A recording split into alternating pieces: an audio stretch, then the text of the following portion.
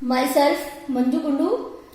तो आपको बेटा इंग्लिश लेक्चरर के उसमें मैं जो है डेजिग्नेशन पे वर्क कर रही हूँ स्कूल के अंदर। तो बच्चों की रिक्वेस्ट पे, जैसे कि लॉकडाउन है, तो मैं जो है अपना यूट्यूब चैनल स्टार्ट किया है और बहुत ही इंपॉर्टेंट इन्फॉर्मेशन के साथ आज आपसे जुड़ी हुई हूँ, जो हर क्लास के लिए ये जो है आपके लिए हेल्पफुल रहेगा मैटर। और जो आपका टॉपिक रहेगा वो लेटर है। ये हर क्लास के लिए ही इंपॉर्टेंट होता है लेटर, कि लेटर को कैसे लिखा जाए। स्टूडेंट्स को काफी कंफ्यूजन रहती है कि लेटर की हमें स्टार्टिंग कैसे करनी है, एंडिंग क्या करनी है, हमें मैटर क्या डालना है इसके अंदर। कुछ पॉइंट्स माइंड से स्लिप हो जाते हैं। स्टूडेंट्स, आपको एक बात ध्यान रखनी है, जब भी आप कोई भी टॉपिक लर्न करना स्टार्ट करते हैं, सीखना शुरू करते हैं, तो आपको उसके बारे में, हेडिंग के बारे में एटलीस्ट पता होना चाहिए कि आप करने क्या जा रहे हैं और उसका मीनिंग क्या है। तो first of all I will discuss with you कि व्हाट इज लेटर।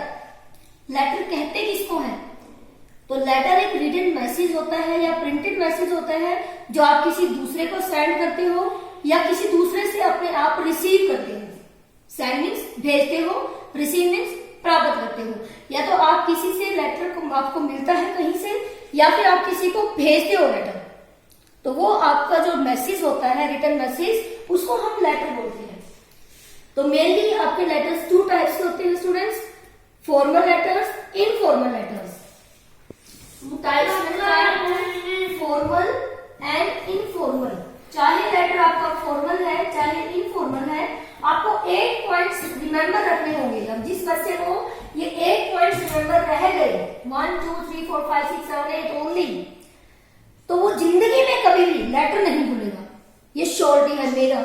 आपको रिटर्न लिख के दे सकती हूँ मैं कि आप कभी भी लेटर को, आपके मार्क्स कभी भी कम नहीं होंगे, कोई डिड्यूस कर ही नहीं सकते आपके मार्क्स। बस मेन है कि आपके टिप्स पे ये 8 पॉइंट्स आपको याद होने चाहिए। तो ये फॉर्मल और इनफॉर्मल लेटर्स दोनों में काम आएंगे आपके। फॉर्मल लेटर कौन से होते हैं? फॉर्मेलिटी वाले। याद रखना, फॉर्मल फॉर्मेलिटी। आप वर्ड यूज करते हैं ना फॉर्मेलिटी, ये फॉर्मेलिटी करनी है हमें। फॉर्मेलिटी कैसे करनी है कि आपको जो है, आप घर में कुछ भी बोलते, दादू दादाजी, कुछ भी समथिंग आप बोल सकते हो घर में रिलेटिव्स के साथ, लेकिन बाहर तो नहीं आप कैसे बोल सकते। तो बाहर आप कुछ रिस्पेक्टेबल वर्ड्स यूज करते हैं, रिस्पेक्टेबल लैंग्वेज यूज करते हैं, तो वो जो लेटर्स होते हैं वो फॉर्मल लेटर होते हैं। फॉर्मल लेटर्स बिजनेस लेटर हो सकते हैं, इंक्वायरी लेटर हो सकते हैं, और कंप्लेंट लेटर जो आपके क्वेश्चन, जो आपके जो है एग्जाम्स में डेली पूछे जाते हैं।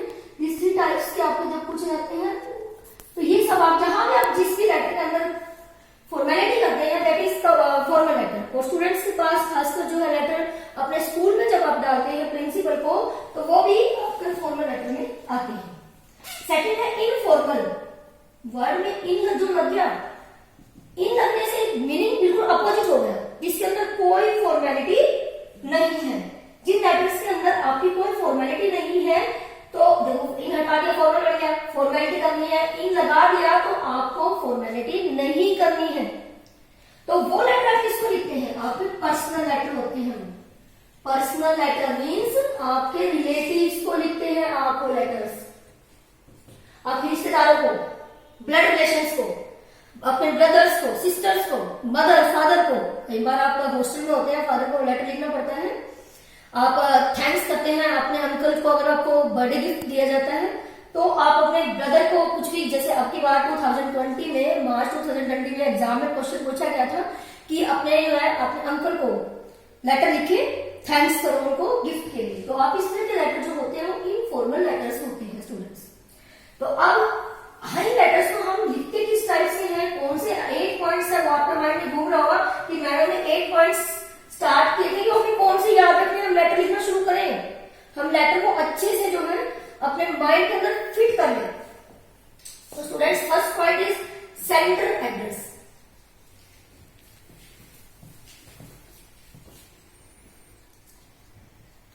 सेंडर कौन से वर्ड से बना है? सैंड से।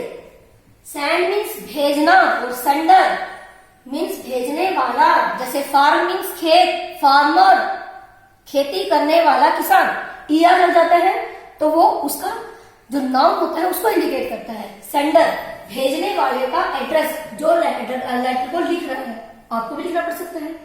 आपको पोस्ट मास्टर की कंप्लेंट करनी पड़ सकती है, आपको अपने जो है बस में सफर कर रहे हैं आप, बस कंडक्टर की जो है कंप्लेंट करनी पड़ सकती है, वो भी आपके जो है आते हैं लेटर्स। तो सेंडर एड्रेस होता है सबसे स्टार्टिंग में, जो हमें लिखना होता है। एड्रेस के अंदर उसका जो है हाउस नंबर, स्ट्रीट, गली नंबर, उसका मोहल्ला कौन सा है, वो कौन सी सिटी में रहता है, कौन सी स्टेट में रहता है, ये सब मेंशन होता है सेंडर के अंदर। सेकेंड पॉइंट जो आपको ध्यान रखना है, रिसीवर से पहले डेट, क्योंकि हमने अभी बताया कि मैसेज होता है सेंड करते हैं या फिर हम रिसीव करते हैं। तो first point is sender address, जैसे ही उसका भेजने वाले का एड्रेस पूरा होता है तो हम डेट, उसके बाद हम जो रिसीव करते हैं उसको, यानी जिसको आप लेटर लिख रहे हैं, ही इज रिसीवर।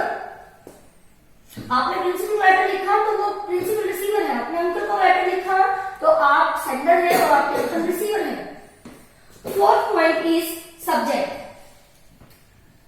आपने मान लो इनफॉर्मल लेटर लिखना है या फॉर्मल लेटर लिखना है, कंप्लेंट लेटर लिखना है, फॉर्मल लेटर, तो उसमें कंप्लेंट डाल दी, complaint about refrigerator, washing machine, something, इस टाइप से आपने जो है लिख देना है। या पोस्टमैन की कंप्लेंट, जो है पोस्ट मास्टर की कंप्लेंट, जिसकी भी आपने कंप्लेंट करी है, सब्जेक्ट मेंशन आपको छोटा सा करना होता है। फिफ्थ पॉइंट इज, इसमें आप सैल्यूटेशन वर्ड यूज करते हैं।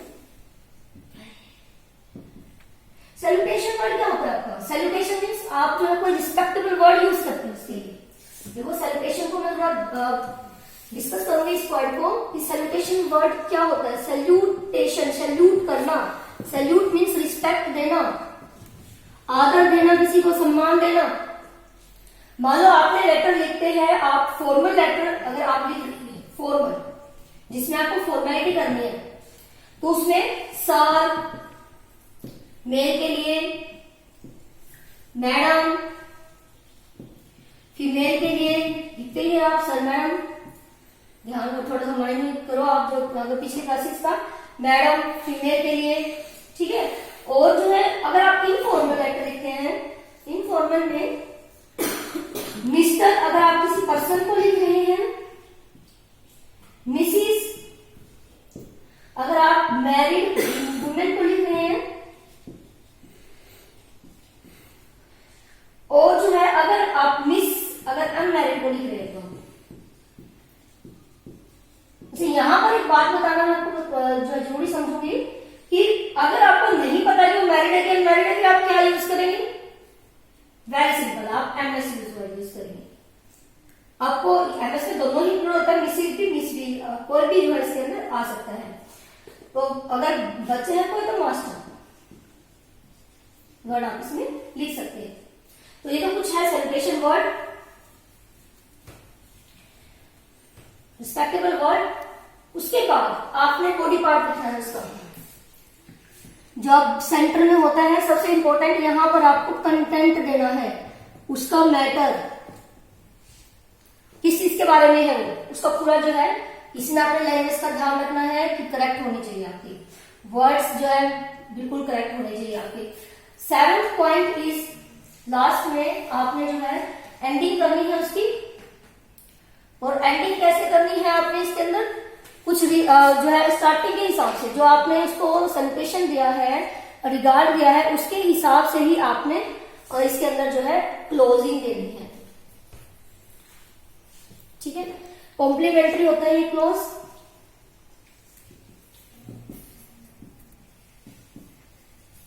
कॉम्प्लीमेंट्री क्लोज होता है ये मीन्स आपने, जैसे अगर फॉर्मल लेटर लिख रही है आप, तो कौन से वर्ड यूज करेंगे? फॉर्मल लेटर के लिए आप यूज करेंगे यूअर्स सिंसियरली,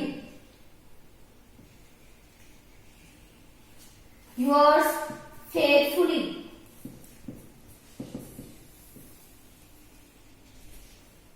और इन जो आपके इनफॉर्मल लेटर्स है उनमें आप क्या वर्ड यूज करते हैं? यू आर लविंग सन, जैसे मान लो आपके चाचा जी को लेटर आपने लिखा है तो यू आर लविंग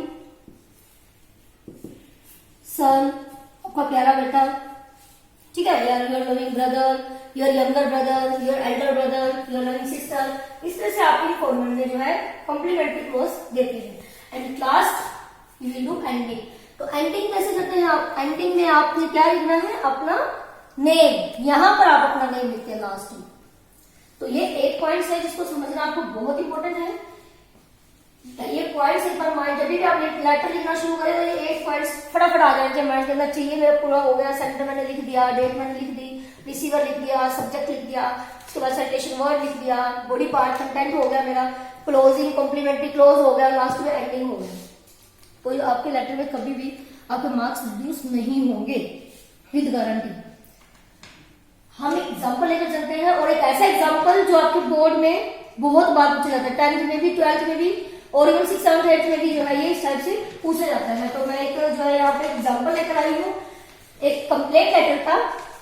जैसे ये आपका आ गया, सपोज और इमेजिन यू आर के वर्मा। यू आर मीन्स तुम हो, आर के वर्मा हो। अब आपका नाम आर के वर्मा है, अगर आपको कुछ भी नाम है, लेकिन अब आप आपके आर के वर्मा है। लास्ट में आपने एंडिंग जो करनी है इस नाम से करनी है, ये लास्ट में काम आएगा। Living at 40 model town Karnal, ये आपका एड्रेस है, यानी कि आप लेटर लिख रहे हैं तो ये आपका एड्रेस है। फर्स्ट पॉइंट ये आप मिल गया आपको, सिर्फ नकल मार के हमने यहाँ लिखना ही तो है। आपने आंसर में क्या लिख देना है? गली नंबर हो गया 40, फिर क्या हो गया? मॉडल टाउन, फिर क्या हुआ आपका? करनाल। देखो बेटा, यही सब जो आपका क्वेश्चन बोर्ड में पूछा गया, यहीं से हमने आंसर स्टार्ट कर दिया, बिल्कुल देख कर लिखा। बस एक हमने एक जो उसको स्टार्टिंग दी, थोड़ा सा उसको ध्यान से देखना है कि पहले गली नंबर, उसके बाद जिस भी आप मोहल्ले में या जहां भी सिटी में रहते हैं वहां, और उसके बाद जो है आपका जो सिटी है वो आ जाएगा। यह मोहल्ला आ गया, यहाँ सिटी आ गई। उसके बाद आपने सेकंड पॉइंट पे डेट मेंशन करनी है। टुडे इज 28, तो आपने डेट मेंशन करनी है 28 अप्रैल 2020। ये भी पॉइंट पूरा हो गया। उसके बाद हमने लिखना है रिसीवर एड्रेस। रिसीवर एड्रेस भी आपको यही मिलेगा।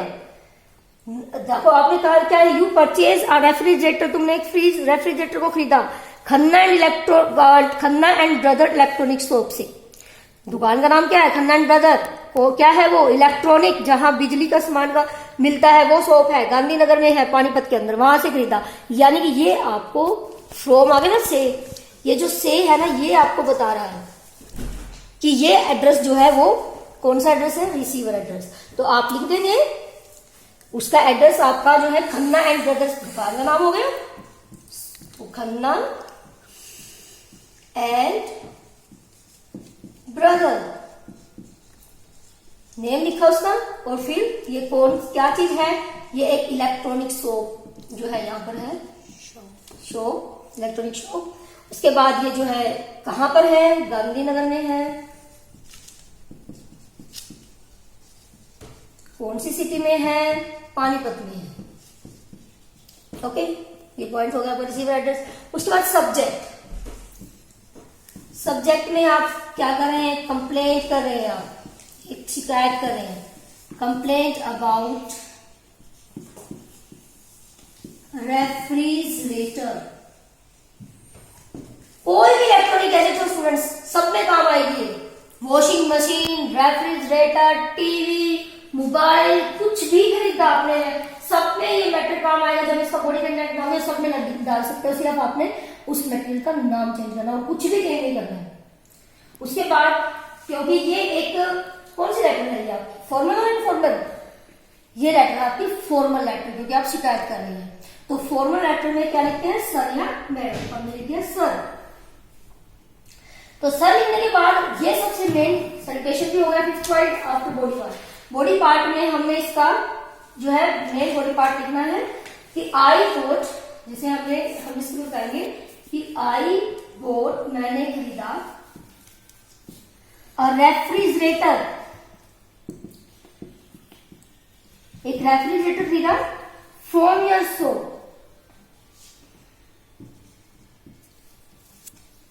तुम्हारी दुकान से खरीदा है लास्ट मंथ।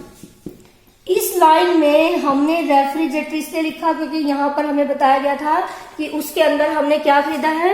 रेफ्रिजरेटर परचेज किया। या टीवी भी तो हो सकता था, मोबाइल भी तो हो सकता था, कुछ भी आ जाए आपने सिर्फ यहाँ पर ये चेंज कर देना है, जो भी आपने खरीदा है वहां से इलेक्ट्रॉनिक का कोई भी सामान, तो लास्ट मंथ लाइन सेम रहेगी, आई बोर्ड सेम रहेगा from your shop last month, ये सब कुछ सेम रहेगा, तो आपने ये चेंज करना है इसके अंदर। उसके बाद कैश मेमो नंबर, जब भी आप कोई चीज खरीदते हैं तो आप उसका मेमो नंबर, मेमोरी नंबर लिखना होता है दुकानदार के पास, तो उसका मेमो नंबर आपको लिखना होता है। मेमो नंबर इज, सभी का एक ही डालो, कोई दिक्कत नहीं है, चेंज कर सकते हो आप अपने अकॉर्डिंग अगर करना चाहो तो, नहीं तो सभी का यही है, चाहे फ्रिज चाहे रेफ्रिजरेटर। इट हैज 2 years, सभी में लिखेंगे आप, वारंटी सब में मिलती है ना, तो आपने सभी में लिखना है इट हैज 2 years वारंटी, इसकी 2 साल की वारंटी है। तो I also have the guarantee card, मेरे पास तो वारंटी या गारंटी कार्ड भी है, बताएंगे उसको आप कि मेरे पास आई ऑल्सो है, मैं रखता हूं इसका गारंटी कार्ड भी of it, but I am sorry, but I am sorry, परंतु मुझे खेद है इस बात का। सॉरी, किस बात का खेद है? To say that this refrigerator, यहां से स्टार्ट करते हैं हम, क्या आपको पता चल ही गया होगा हिट पॉइंट पर।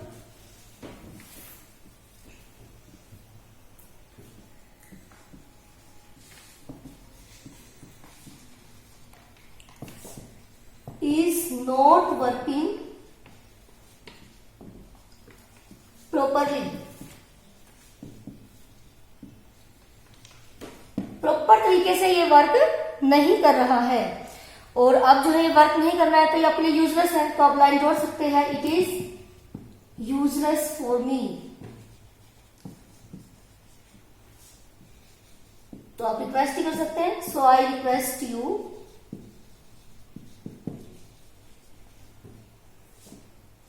क्या रिक्वेस्ट कर सकते हैं, टू सोल्व माई प्रॉब्लम, कि मेरी प्रॉब्लम को आप सोल्व करें, सोल्व कर दे मतलब उसका सोल्यूशन निकालें, चाहे बदले उसको, चाहे आप इसको नए में परचेज करके दे मुझे, टू सोल्व दिस प्रॉब्लम, तो इस प्रॉब्लम को आप सोल्व करके दे, ये आपकी रिस्पॉन्सिबिलिटी है।